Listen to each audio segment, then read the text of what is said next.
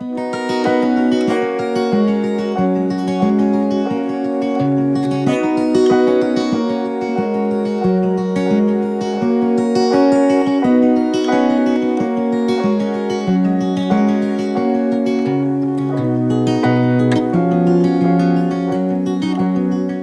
evening, everyone. It's really good to see you, and I'm delighted to be part of this event. Thank you very much to Caritas for organising it, one of 3 sessions which they're having during the season of Lent. And of course, Let Us Dream is the big topic at the moment. I don't know how many Zoom meetings I have been on now in which Let Us Dream has been the central and inspirational topic. So if I could begin with Austen, please, just to give us an overview. Whenever we speak of Let Us Dream, it is often prefaced by the words in the Pope's latest book. But of course, even though he is the central character, we know that strictly is not the author. Could you give us an insight, Austen? What prompted you to pursue the idea of Let Us Dream, and how did it come into being?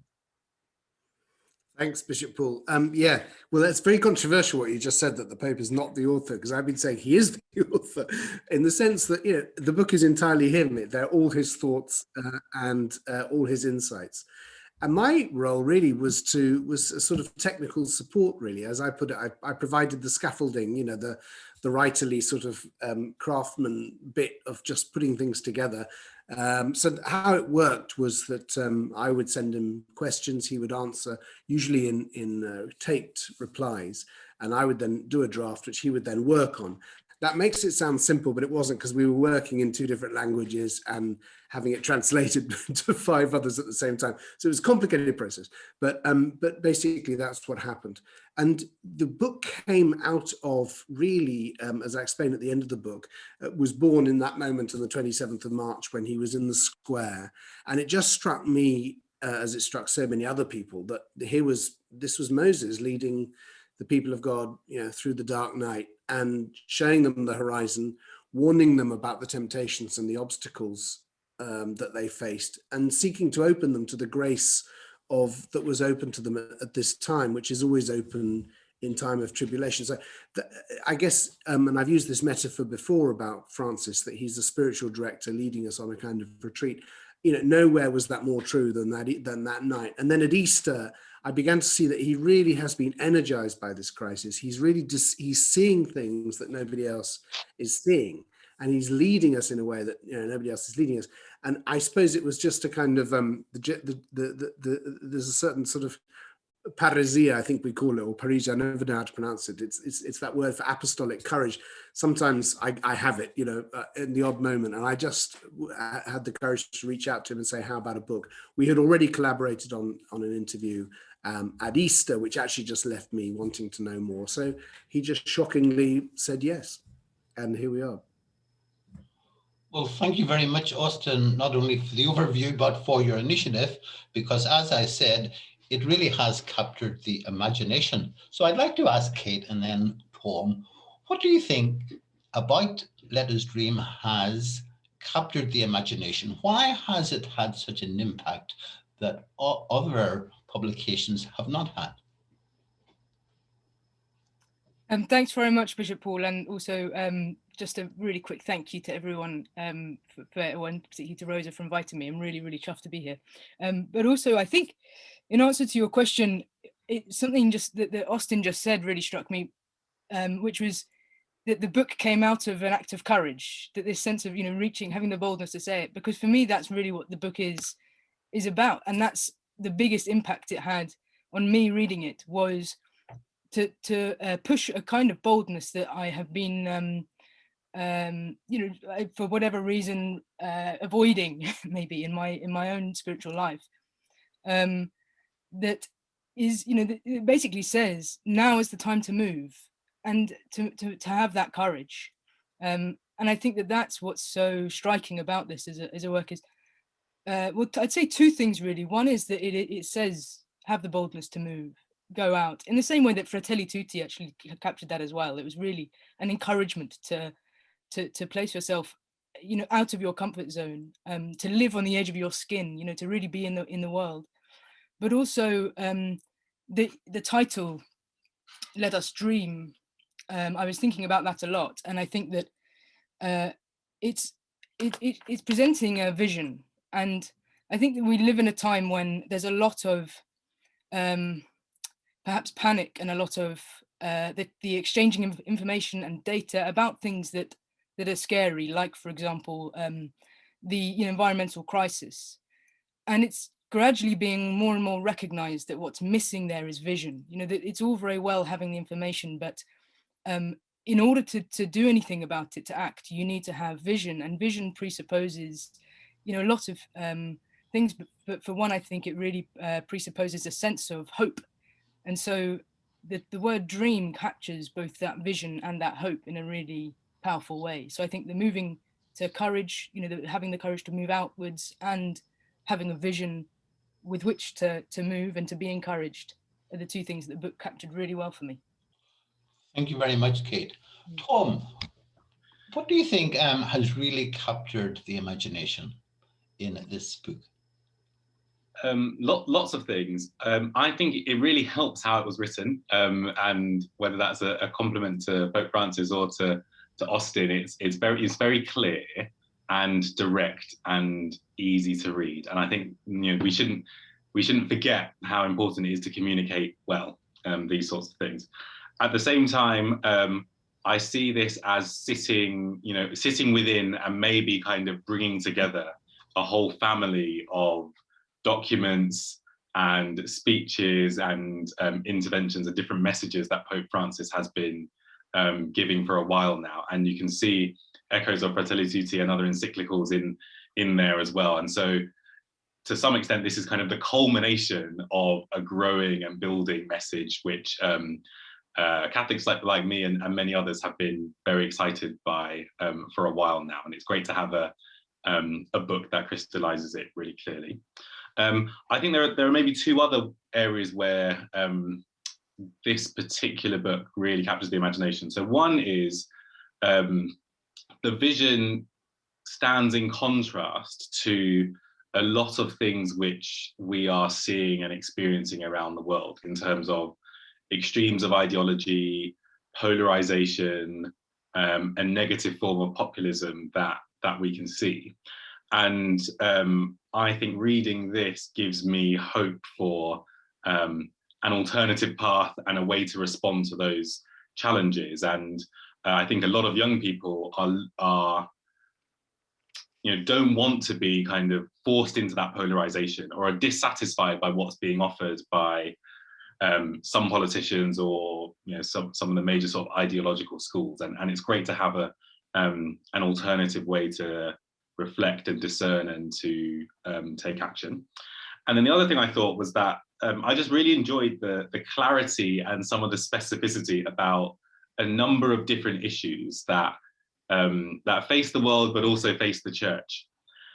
And it felt really encouraging to get some detail and a sense of Pope Francis grappling with these things himself, which I think encourages me, and I think will encourage other people to feel confident about grappling with those things in the church and in the world, in our own work. So even small things, there's a section where Pope Francis talks about specific books by economists that he's been reading and that point to a different way of understanding the world. And there's a message there about a way of understanding the economy. There's a message there about the role and leadership of women. But it's great to kind of see into how the Pope is dealing with these things, and that's really inspiring. And I think that kind of that detail and that clarity is really, really, really helpful. And I think you need that alongside the more theological and more lofty communication that you get from the Vatican. You need that that concreteness. Realities are greater than ideas. That sort of thing. Thank you very much, Tom. I liked what you said about building up, because that establishes that there was something before the publication of this book. Now, as we know, in Let Us Dream, Pope Francis speaks about COVID, and he also speaks about George Floyd. And that was very pertinent to me, because one of my jobs on the Bishops' Conference of England and Wales is matters related to racial justice. And in my preparation for Racial Justice Sunday this year, I was in contact with a number of people from Black groups. And I pointed out to them the importance of a listening exercise as a result of the disproportionate effect of COVID on communities and BLM.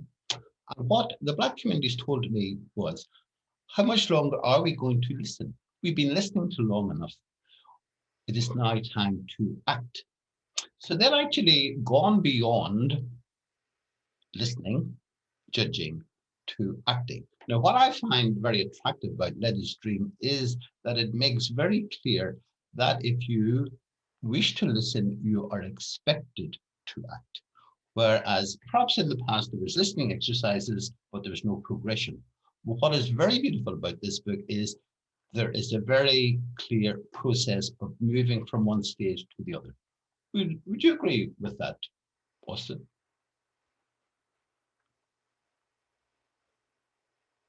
Yes, I would, and thank you for raising. I forgot to say, by the way, at the beginning, it's lovely to be with you all.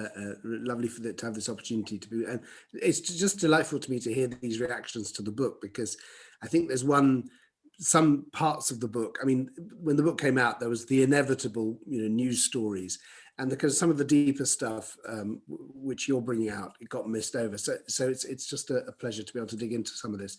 The see, judge, act method, as you know, is used particularly in Latin America. It's been developed by the Latin American Church much more than the church anywhere else in the world, as a way of looking at reality, as a way of looking at this particular moment that we're living. It's a method of discernment of the signs of the times, as Francis explains in the book. And the seeing is really important. So Jim at the beginning invited us in that prayer to look, to imagine God looking at us with love, famous Ignatian exercise. And of course, in the spiritual exercises, the incarnation begins with the Holy Trinity, God, Holy Trinity looking down on earth and seeing the suffering and seeing people just in need and responding, not with a book or a lecture or a television series, but the incarnation.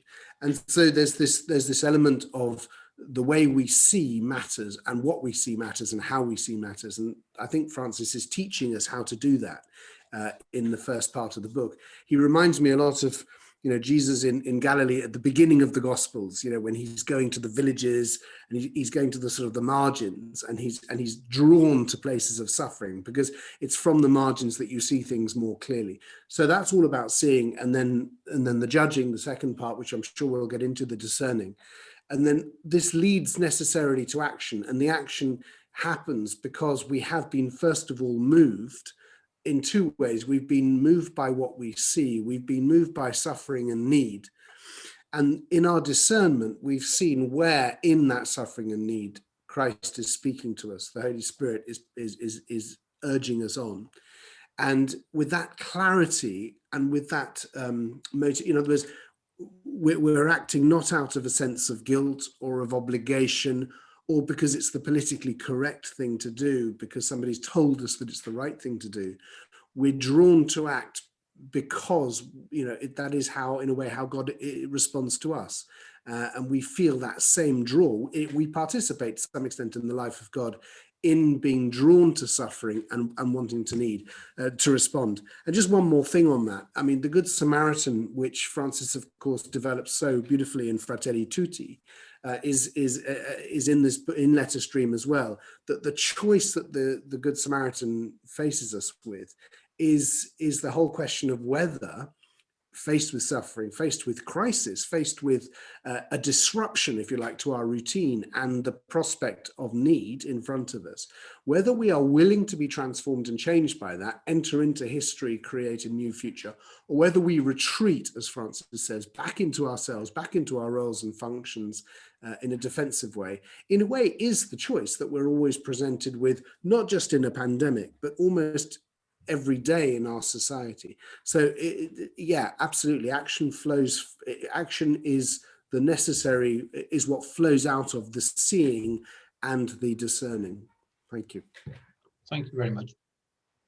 Kate, would you have anything to add? Would you say an integral process in the book in a way that it's never been presented before? Yes, and also no, in the sense that I want to take up something that Tom mentioned, which is the bringing of other encyclicals into this work. And it reminded me actually of something in Rejoice and Be Glad, when Francis says, we are called to be contemplatives even in the midst of action. And there's a sense of these two things being side by side, that they're indivisible, that there's not a sense in which you can just act without having that it in combination with those other dynamics and the constant attempt to see clearly and to. I think that one thing that does come through in the book that does feel quite new is the emphasis on that seeing as a process, that it isn't like you see, you've got it, and then you act. It's that, this is, we have to sort of be open to surprises and to engaging with what is unfamiliar to us. And that moving into action is going to be part of learning that. So for example, in the very end, when he says, go to your local social service, whatever it might be, and say, I don't know what you do, but I'd like to join. You're both acting and you're seeking to understand, so it's doing both at the same time. But I don't mean to say that in contradiction to anything that's just been said. I think that it is that sense that there is a flow between them, that they are completely integrated. Lovely. Thank you. Tom? Yeah, I would agree with all of that, and I think just in my experience from my work as a community organizer, the quality of the action often flows from the quality of the stages that come before. So it's not that they are integrated, and actually you get more satisfying or more effective action if it's based on really good discernment and practical efforts to ensure that you are observing the reality or seeing things from the periphery. So we often will run, before we decide to campaign on an issue or bring people together to try and take action, it will actually be the result of a period of listening where dozens or maybe even hundreds of people will have spent time having one-to-one conversations with people or small group meetings to listen to people's stories and experiences of injustice. And then once that happens, gathering in groups again to reflect on what's been heard in light of the common good, in light of the relationships and the communities that are in the room. So rather than us as individuals just voting on what we personally think is worth taking action on. So that doing that process really well is often what leads to the best and most satisfying action. So it's great to have a book that kind of really sticks that process and carries it all the way through. And I think it acts as a really good framework for all of us to be as you said, Kate, contemplatives in the midst of action. If we apply that to everything that we're doing, I think it can bring satisfaction and success in all sorts of different ways. I think you're absolutely right, Tom. I was in the parish of Hackney in the late 90s whenever community organizing began. And it was precisely because of listening to the people, it was discovered that what was really needed was a pedestrian crossing. Now, one would think is not a very minor thing, but this idea came from the community, and it was because the community were listened to. So I think the book takes us down to that level. We really do have to listen to people at the level where they engage with life. Now, there's two little things in the book, and I've read it probably 6 times now, and I detect, I might be totally wrong, and almost a frustration on the part of Pope Francis. One of the points is whenever he is speaking about the Amazonian synod and very probatic. And he makes very clear that if you want to make a difference, you must be engaged, that it is no good sitting on the sideline. And we have a lot of young people here tonight. And I think that would be a very important message for the young people and for everyone, that if you do want to make a difference, you must be engaged in the process. So how would you suggest, the three of you, encouraging people to engage in that process and not simply sit on the sidelines and discuss? At what level could parishes take this up? What would be the very first thing a parish could do in order to implement the vision of Let Us Dream? Yeah, and that's a question actually which Tom and indeed you, Bishop Hall, could probably answer very well, and others here who have engaged in those kinds of parish discernment exercises. But at the heart of part 2 of the book is this question. I mean, the whole book is about how we allow God into this moment, into our hearts, into our minds, and into this present moment. That's the purpose of the book. And in part 2 is a really big exploration, and a very deep exploration of how we recognize the signs of God and how we go about discerning God's will. It's the kind of elemental question for every Christian, isn't it? How do I know what God's will is? It's not enough to just constantly spout, doctrine and truths and so on. Actually, it's this moment here that I'm presented with. How is God inviting me to act? Okay, and so that's really what he's teaching us in part 2. And it's very interesting that he ends up, and there's so much in that in part 2, but he ends up talking about synods and synodality. And I think if the Spirit is moving at the moment, I feel, through this book, it's in this word, which at first people go, what on earth is that? But synodality, this ancient church practice of what I might call ecclesial discernment in common. So where the church gathers, a group gathers, the institution gathers, to ask that question, to search for the truth of what God is asking us at this time together. So there are various assumptions going on here. One of them, of course, is that we can know God's will. We can know the prompts of the Spirit, and the Jesuits here, of course, are the great experts in that, and that's what spiritual direction teaches. But the second assumption, which Francis is very, very dear to Francis, is that the Spirit is known through the people and by the people. And of course, there's a lot in the book about the people. Part 3 begins with what is the people.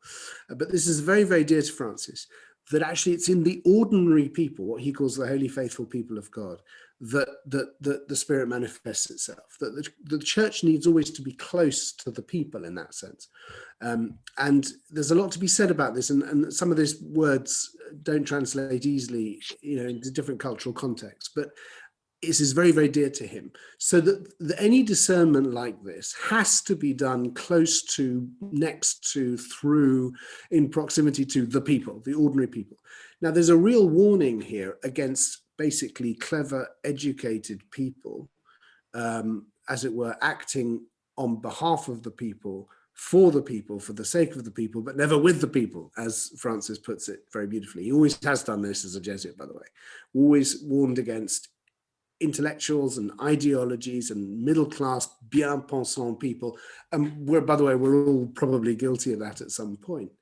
No, the way we find out is we go to the people, as Tom was saying, as you were saying, Bishop Paul was saying, what is it that the people need and are concerned about? Because it's very elemental, what is it that the people need? And Francis says in the Let Us Dream, the people are not consumed by ideology and political correctness. They have very concrete needs. The needs to the goods of life which give us dignity, which is what our dignity impels us to seek.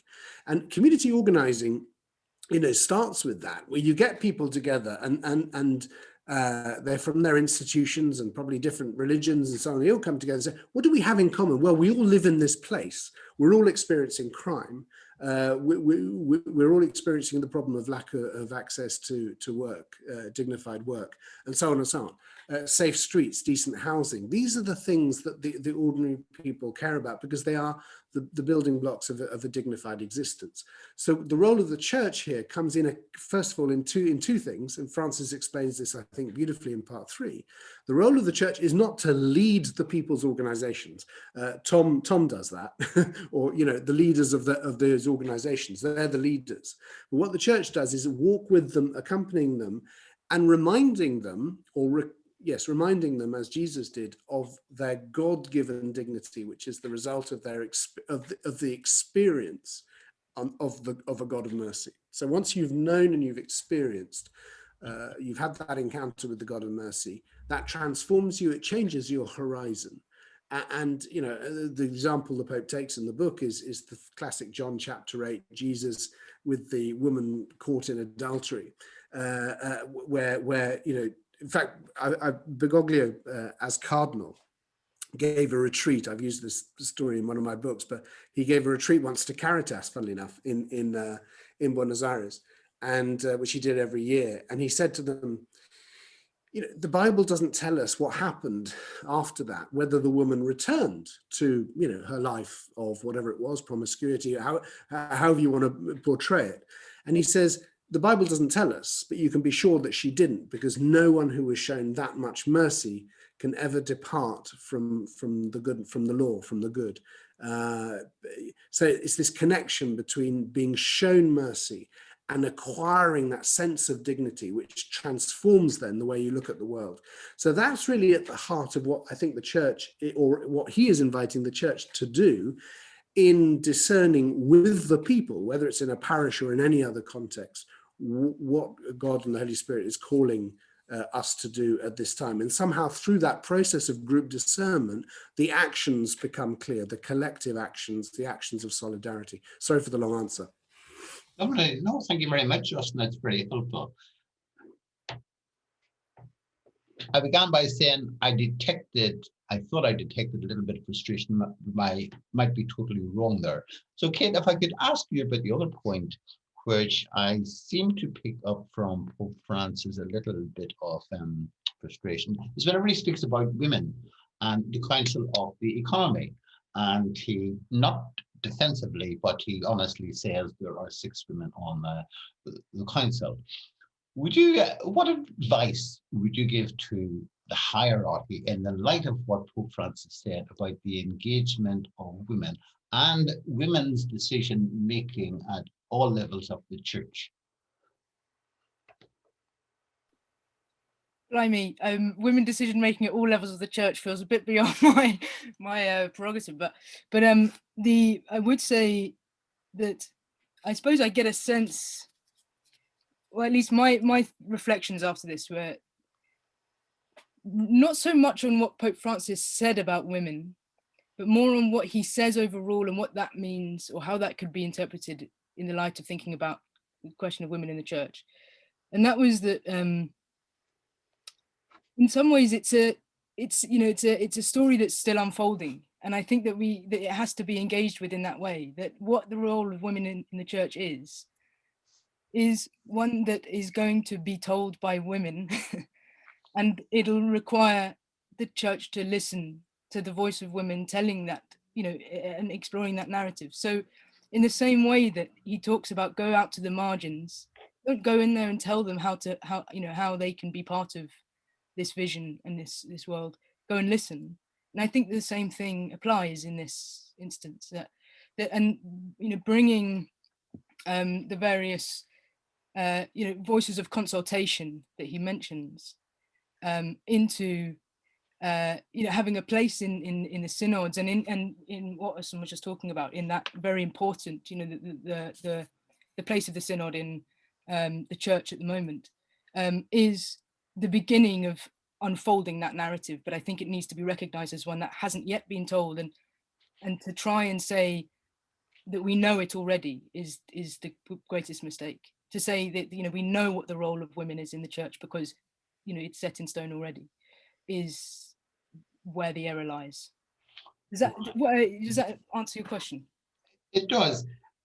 And also, there's a part I find very attractive, and I'm sure with your interest in poetry and prose, you also did, when he speaks that housewives speak the language of mind heart and hands. Mm. And I think that actually gives us a great insight into Pope Francis' own attitude towards women, his recognition how they have to be all encompassing. And of course, he speaks about the word economics and where it comes from, and how women and housewives are administrators in their own household, and that can be developed. Mm-hmm. Sorry, is there, would you just... No, it's just a comment, just a comment. Okay. But if you wish to comment, you can. Only that I think that that's also those are qualities that we look for in all humanity.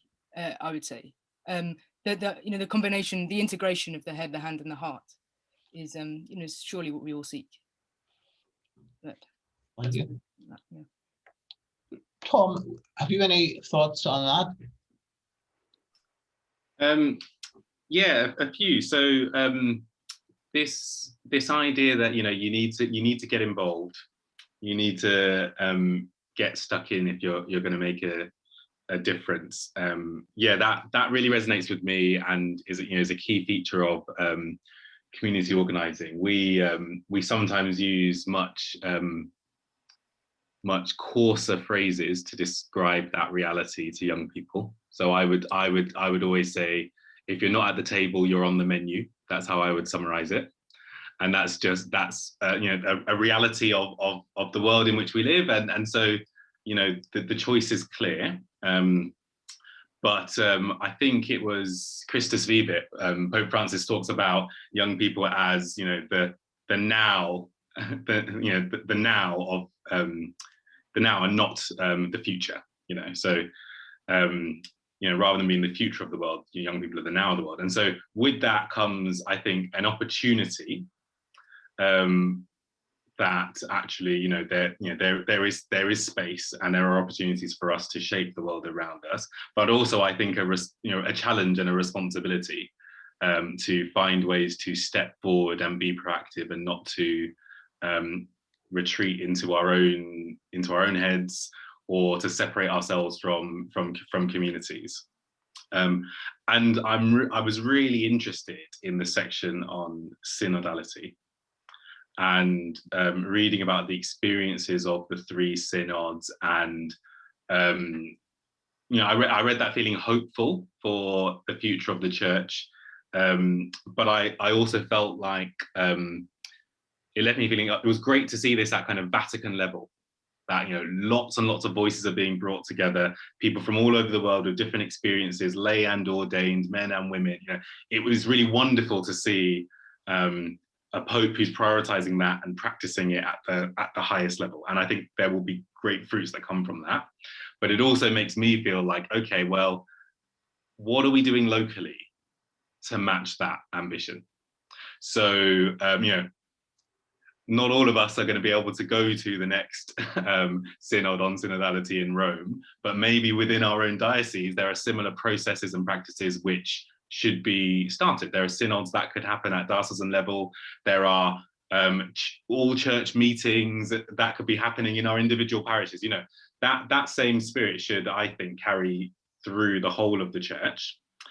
And, I think Pope Francis is showing leadership here, and setting a course, and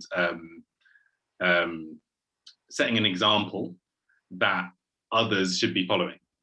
And I think if you're, I suppose that means, if you're in the position of power and responsibility within the church, and you have a role, then the question is a bit more direct. How are you using that power to create and foster those opportunities for synodality? And even if you don't, are you requesting or encouraging or seeking out or asking whatever way you can to be involved in a conversation about something to do with the church? So I live in Leeds.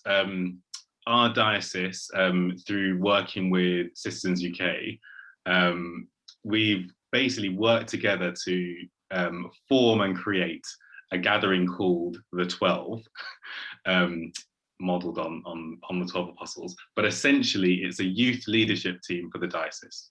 And by youth, we mean, you know, teenagers under 21. So we've kind of recruited and identified some young people, given them a bit of training in community organising, to, you know, boost their confidence and help them understand the link between this practice and their developing faith. But at the same time, the bishop and the diocese have responded to that really well by giving those young people access to the bishop. So now they literally meet with the bishop regularly and have started, you know, going through all the key people in the diocese. They met with the director of communications, they've met with the Justice and Peace Commission, and they are creating spaces where, as teenagers, they can potentially help shape and influence the work of the church in this part of the world. So I you know, that sort of thing gives me hope. And I suppose as young people, I think we should be constantly seeking out and asking for that as much as possible, and maybe not feel too demoralized by the fact that it hasn't existed before. And if we are in positions of authority, we should be thinking creatively about how we can follow Pope Francis's lead. And then the final thing I just add is that all of that needs to be done both internally and externally. So in the context of the wider common good, as well as within our own local situation or within our own institution of the church. So a very practical thing that people could do is seek out Citizens UK or London citizens in your area. And that's a thing that an individual parish can sign up to and join. And by joining as a member of London Citizens, your parish gets a little bit of support and training to practice some of these disciplines of one-to-one meetings, listening, learning how to run a campaign. But also you get access to a series of relationships with other groups in the community, not all Christian, not all religious in any sense, but will also allow you to create spaces where you can have meaningful conversations with people who are on the periphery or who have experienced injustice as well. And that's a very practical thing that you know, everyone can, you could ask your parish priest about doing that very easily. So I think there are plenty of ways for us to try and encourage that synodality and take some responsibility for making it happen, following the example that's been set by Pope Francis.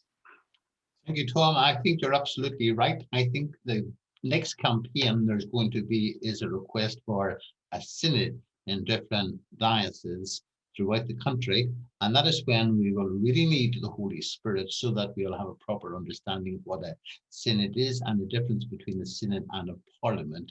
And I think Pope Francis in Let Us Dream does actually bring that out very clearly, what a synod is and what a synod isn't.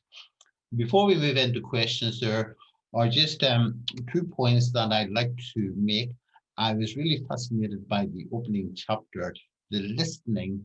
And as we know, in the prayer used in Hebrew prayer services from Deuteronomy chapter 6, the Shema, it starts with listen, listen Israel. And I once read a commentary that word can also be substituted with the word love. And I think that is very important. That's what strongly comes through the book, the importance of love, because we do not really listen to anyone unless we love them. I mean, we see that in family lives, we see it between neighbors. If you want to listen, you must love. And of course, that is the work of the Holy Spirit. But overall, what really impresses me is the youthfulness almost of the Pope. And at his age, he has managed to keep alive the dream and the freshness that one associates with young people. And that is why I think his book and his person is such an inspiration to so many.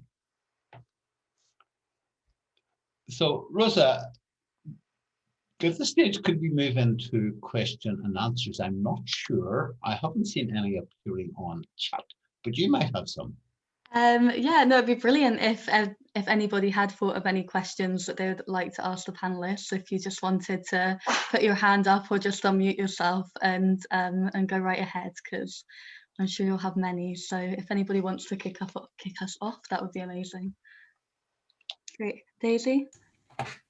Thanks so much. Thanks, Rosa, and thank you, panelists, for a really interesting discussion. I just wanted to pick up, I think, on this point that particularly Tom was articulating about kind of reaching out beyond communities. And it's a question for the panel, including Bishop Paul, if you'll be so kind as to consider it as well.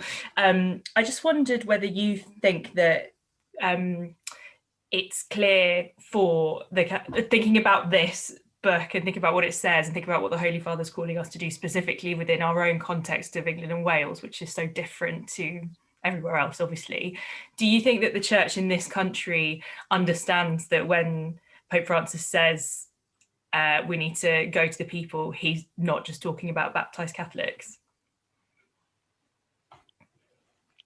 Thanks very much. Well, I would certainly hope that the readers do appreciate that the church is supposed to be the living. It is the Christ in the midst of the people. So I would very much hope that no one would be excluded. And I think to some degree we do have seen that outreach, particularly towards migrants and refugees who are coming from all kinds of communities and countries, and also the outreach that our social agencies have made during the time of pandemic. I always loved this story of a priest who was doing a fundraising campaign and for overseas project, and someone objected saying, but those people aren't Catholic, and the priest retorted, we don't do it because they're Catholic, we do it because we are Catholic. So I would hope that that would be the attitude of all our parishes and all our people. We do it because of who we are. We are blind whenever we reach out to anyone else. That would be my hope. Yeah, I mean, if I come in, I think the universality of God's love, the way God does not discriminate in his love, is something that Francis is just putting into practice all the time. And we've just seen it in this extraordinary visit to Iraq, which I'm sure most of you realized he was in Iraq. I don't know how much coverage you saw. Because really what we should all be talking about this week, by the way, in the national media, is this extraordinary Iraq visit. Instead, we're consumed by the royal psychodrama as ever. But it was an extraordinary moment because, Iraq has just been this country which if there is any place which has become a symbol of sectarian, violence and hatred between groups and so on, it's Iraq. And the Pope comes and he's greeted, everywhere by Iraqis across the board. There are posters of him with Grand Ayatollah al-Sistani in Iraqi cities, and the slogan underneath was, "You are part of us, and we are part of you." I mean, stunning, beautiful moments, kind of kairos that he opens up. And of course, he meets with representatives of other religions in Ur, which is the place from where Abraham set out. So the universality and fraternity, because fraternity follows on from once we understand how God loves us, then fraternity flows from that. And that's why Francis is warning us all the time against a kind of, what do we call it, identitarianism, which seems to have so afflicted our societies. So and there's a little bit of that in Let Us Dream, isn't there?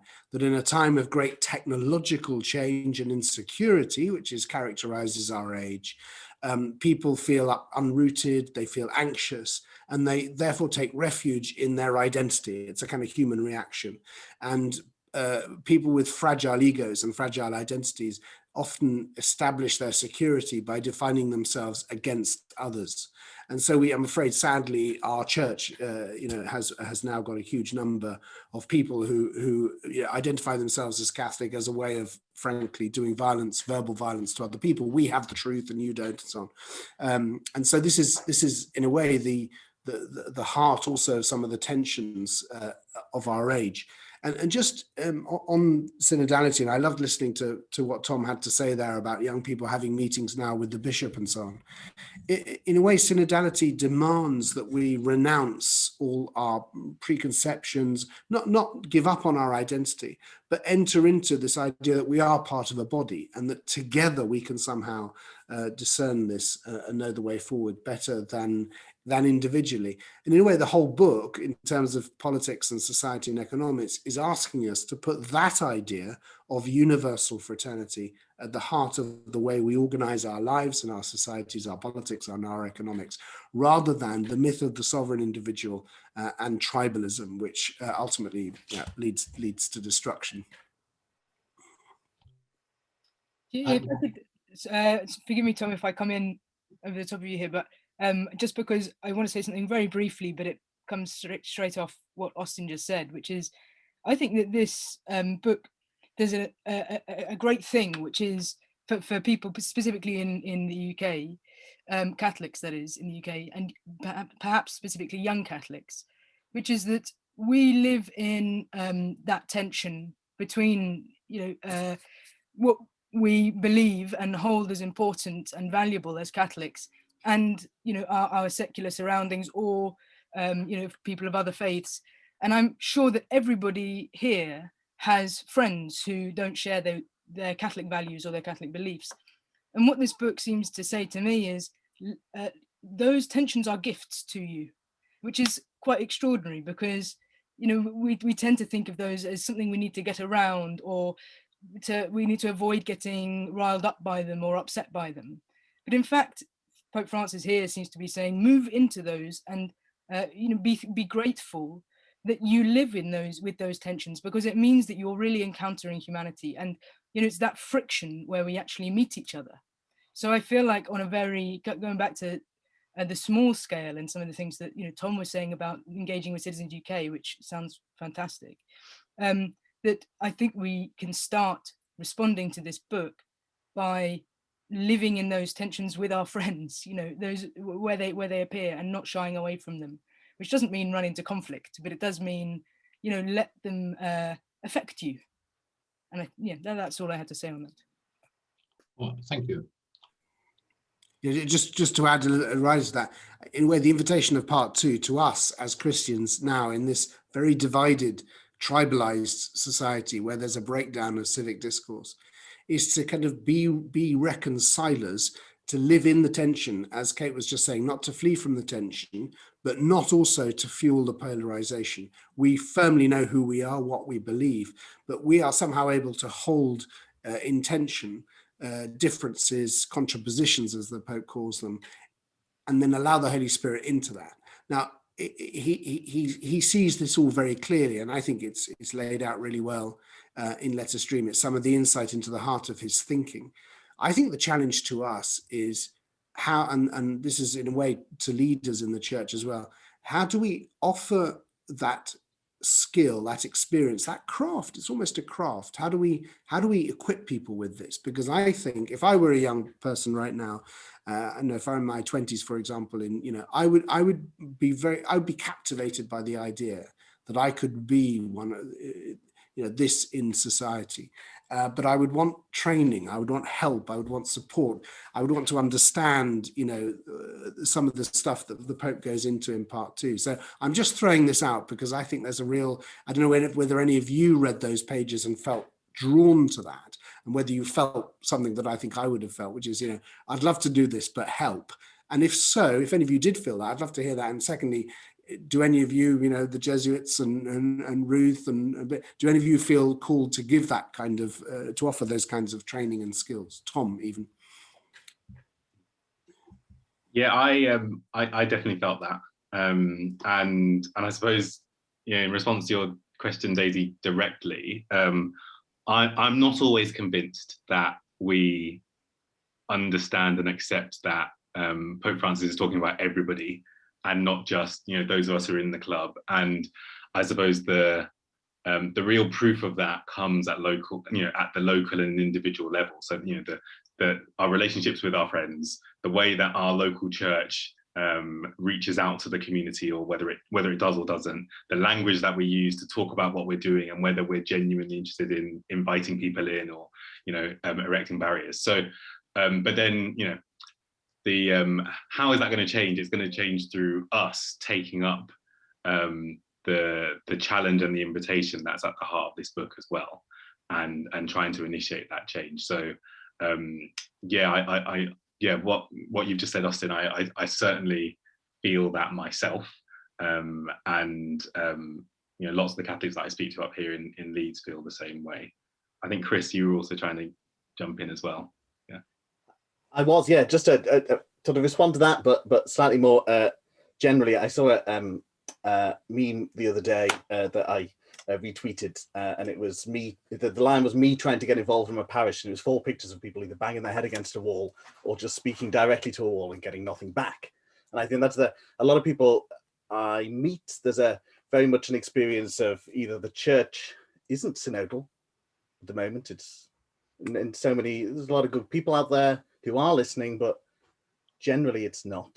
Also, my experience with organising, I've wanted to be involved for 10 years. I started a relationship introducing Heathrow College to organising, but as I've moved on everywhere, I've either had a parish priest who's completely uninterested or not been there long enough. So there's a way in which, well, my question really was, what's your sort of advice for people who just end up just banging their head against the wall? But then actually, Austen, you threw out that idea, which my life has been this sort of triangle between sort of theology, the people, or sort of popular movements, synodality, and young adults for quite some time. And I think there's really an opportunity there to do something bigger and interesting. And I think in part as well, the sort of beacons of hope that are already feeding into that, the stuff in Leeds that Tom and lovely Jess Wilkinson up in there have been working in with the 12 and get leadership, the YAM stuff. The reason I've come along to this tonight is because it's such a good thing, and this stuff doesn't happen anywhere else. But certainly I'd be interested in being involved in that conversation. Sorry, I've not given you a question. No, it's good. I think there's actually a question that does link in with that, so it's fantastic, and it speaks to the other side of what you were saying, but how to apply synodality when the parish priests lead the parishes by themselves. So I think there's this idea of kind of how we become that network of support and that community, but so maybe those two could be answered in tandem. In my experience, it's very easy to fall into what the Jesuits would call a kind of a desolation or a state of grievance, where you say, I could be doing all this stuff and all this stuff could be happening, but my parish priest is preventing it, or the people in my parish are stick in the mud, and you can fall into that cycle of just feeling, well, this would happen if anybody else would. So you see nothing but blockages. But in my experience, what is kind of the spirit always wins out, actually, eventually in the church. And I'm sometimes invited to kind of meetings of very disgruntled Catholics. I don't know why, because I've seen as sort of liberal, and I always get this, go around the table and people complaining about, and I say to them provocatively, what is it that the Holy Spirit has prompted you to do in response, to a need that you've found, which you have been prevented from doing by your bishop or by your parish priest? And I've never had an answer. And so there's a sense in which, okay, if your parish priest is the blockage, or the leadership in your parish go elsewhere, there's this lovely thing in the Gospels and always reassuring in the church, which is the Gamaliel principle. If it's not of God, it won't last, whether your parish priest supports you or not. If it is of God, it's going to happen whether your priest likes it or not, right? So there's an element, that's why I say that I think what Francis is doing is saying, synodality, which is the search together for what the Spirit wants, takes care of all of that in a way, but we do need to understand, as Bishop Paul was saying, the difference between synodality and what one might call parliamentary or political activity, which is about establishing majorities, winning campaigns, convincing, persuading. This is a very different sort of process, and we have to learn how to do it because we don't know how to do it, and we can start doing it in our parish, in groups, in our diocese. And I think it's going to happen now. It seems to be happening. The waters have been stirred, I think, by Francis, by synodality. And I think it's going to happen. And we need to kind of learn how to do it.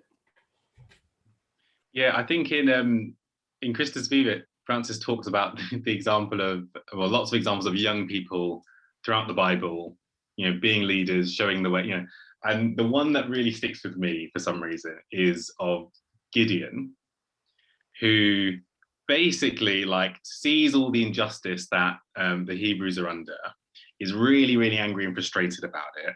The angel appears to him and says, the Lord is with you. And Gideon moans at the angel about how rubbish everything is. He's like, well, if the Lord really was with us, then we wouldn't be being subjugated by these Midianites, and the things would be, different. And, the message that goes back to Gideon is, well, take that might and that anger of yours and use it to deliver Israel. And he ends up doing a bit of direct action. He tears down a monument, an idol, to the god Baal in the middle of the night, without any permission. And the other local people think, oh, that's a bit much. That's going to cause loads of problems for us, So, but it works out in the end. And it just makes me think, there's, I think, yeah, we're not always in the perfect situation, in the world as it should be, and things might not be aligned in the way that they maybe ought to be. But that doesn't mean that we can't act. And it might mean that we have to act slightly outside the frame that we were expecting. So like Gideon, we might have to do an action which isn't expected. We might need to, use the relationships we've already got within our parish to set up a little group of people who will meet and reflect on some reading or talk together and plan together, rather than getting the official headed notepaper parish event. We might just have to do that ourselves for a bit, or we might have to link up with other like-minded people across different parishes or around the diocese to work up something together, and then go back to that parish priest and say, hey, you know what, we've developed this and it's got some legs and maybe it seems a bit more attractive now, so I agree with what Austen's just said, and yeah, I take inspiration from those examples, that there is always a possible way to act. We might just need to be a bit open about how, open-minded about how we do it, and not slip into that sense of grievance or that nothing's possible. And later be prepared to allow the bishop to claim that it was his idea. Yes, very important, Matt. That's brilliant. Does anybody have any burning questions before we wrap up for the evening? Maria, did you have a question at all? Yeah, I just thank you so much for the talk, and it's been really wonderful to listen and reflect. One thing I was struck by was just learning. I'm constantly in this discussion between, well, I work in climate change and I also am Catholic, which is a very interesting thing between secularism and science and the role of faith. And I've been reflecting a lot on this, and I just love to ask the question. I know Let Us Dream discusses it, but what are, in your experience, effective messages on how faith or theology does have something to say when we're discussing the grand problems? In a way, I'm not talking about in terms of social justice, but in terms of the interior self. I think that we talk about, in Laudato, they talk about ecological conversion, and I always feel as if I'm hitting a brick wall. So going with that, I'm basically asking for speaking points. Has anything worked for you guys? Kate? Oh, sorry, I'm muted. I was just thinking that the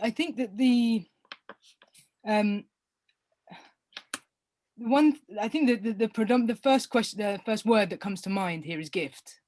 That comes through in Laudato Si and comes through in this Let Us Dream as well, which is that my understanding of that kind of spiritual conversion that is going to help ultimately change the way that we as a race interact with the environment is going to be grounded in perceiving what we have as a gift. And it's that transformation that needs to happen on both the global scale and on the personal scale, and that it changes. One thing that comes through in Let Us Dream is that by seeing things as gift changes the way you interact with them without you having to rethink anything. It just it sort of is almost an automatic. It flows from perceiving it as gift, and I think that that's something that also is comes out of our theology, but can be given to a secular environmental cause, as a way of thinking and changing attitudes beyond those who are Catholic as well. And I think that, so rather than, and I know I don't work in this area as you do, but I know that tension between the way that perhaps particularly Christianity is seen negatively in ecological conversations about ecology, largely because of its sort of anthropocentrism, which is really theocentrism, but comes through as anthropocentrism. And I think that, often it feels like we have to compromise and say, well, when it's not all that bad. But I think that the idea of gift is actually something more than that. It's not just saying it's not all that bad. It's saying actually there are presuppositions within what we value as Catholics and the way that we think about the whole of creation that can be transformative, on a global scale. I hope that addresses part of what you were asking. Thank you. Yes. If anyone else wants to. But... Yeah. Yes. In Laudato Si, Pope Francis speaks, as Kate has just told us, everything is gift. And he enunciates 3 principles. Everything is gift. And then he goes on to say, everything is fragile. And he draws out how fragile the ecosystems are, how they can be so easily disrupted. And that in turn can actually disrupt the lives of people who live in coastal regions and other parts of the world. And I think to understand, we have to take those 3 things, those 3 principles. Everything is gift, everything is fragile, and everything is dependent. And I think if we are able to take those together, there is a way forward, because there is a logic whenever you're trying to explain your position. Yeah, I think that's really beautiful. I found the words in Laudato Si about the idea of an integral ecology really helpful, and the idea that our relationship with nature is related to, or in some respects a reflection of, our relationship with God and our relationship with each other, and they all 3 of those things connect together.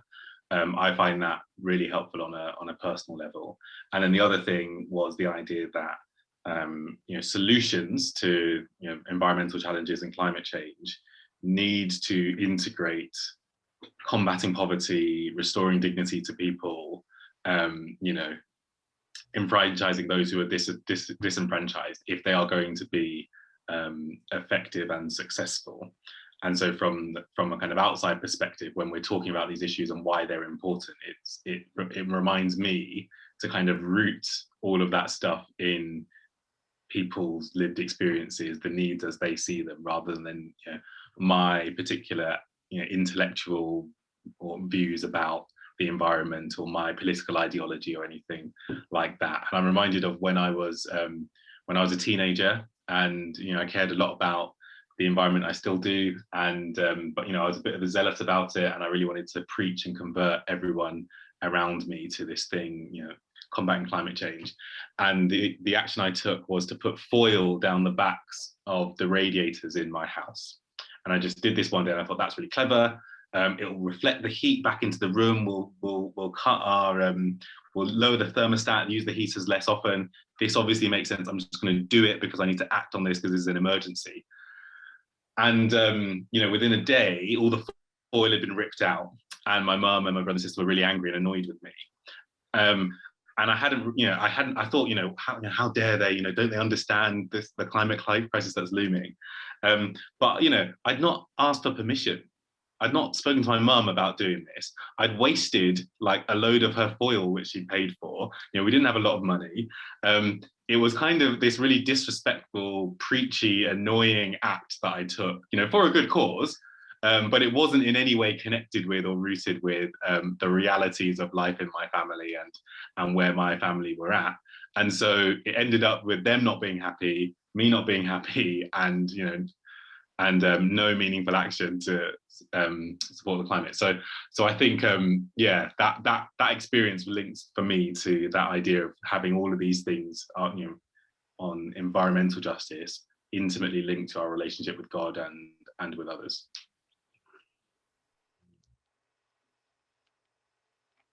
Can I really briefly just recommend looking at the work of Carmody Gray on this, if you're interested?